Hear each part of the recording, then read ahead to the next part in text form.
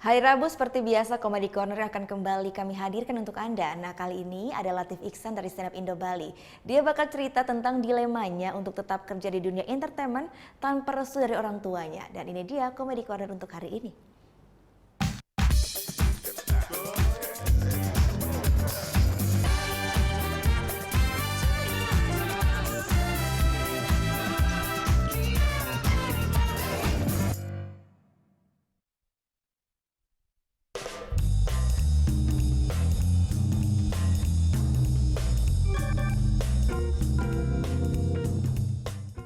Nah sekarang aku udah seneng dong, aku udah lulus, alhamdulillah kan. Harusnya seneng kan, harusnya seneng. Tapi ternyata muncul masalah baru gitu.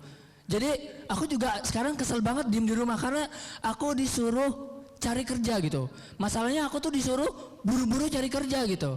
Padahal terburu-buru itu adalah sifat setan loh. Itu nggak baik gitu. Nah aku nyari kerja juga gitu. Selagi aku nyari kerja, aku kan ada pekerjaan sampingan ya, kayak stand up comedy itu kan lumayan kan dibayar. Nah masalahnya keluarga aku itu nggak setuju kalau aku terjun ke dunia entertain, karena dunia entertain itu berhubungan dengan kemaksiatan gitu. Minum-minuman keras ya kan. Terus minum-minuman keras ya kan. Terus berzina gitu. Menyembah Lia Eden gitu. Dan juga keluargaku tuh juga dia nggak percaya loh sebenarnya aku tuh bisa ngelucu gitu, bisa menghibur orang.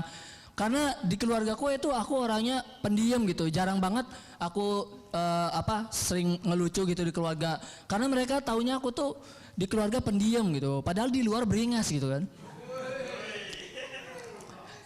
Jadi ya misalkan kalau aku di rumah tuh ya, misalkan ya aku tuh orangnya dikenal di rumah tuh sopan gitu kan, baik gitu ya, nggak macem-macem gitu.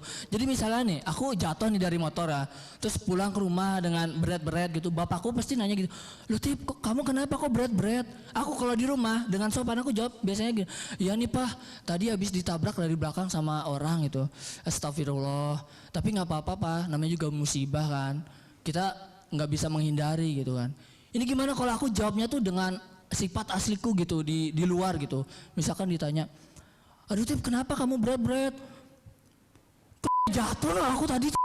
Bang orang tak kejar ya tuh, tak kejar ya emang malah dia kabur. Dan dulu ya aku masih inget banget ya, flashback ke kuliah ya, ada yang ketinggalan ya. Jadi waktu kuliah itu, waktu aku zamannya skripsi itu aku selalu kan diceramain sama bapakku gitu.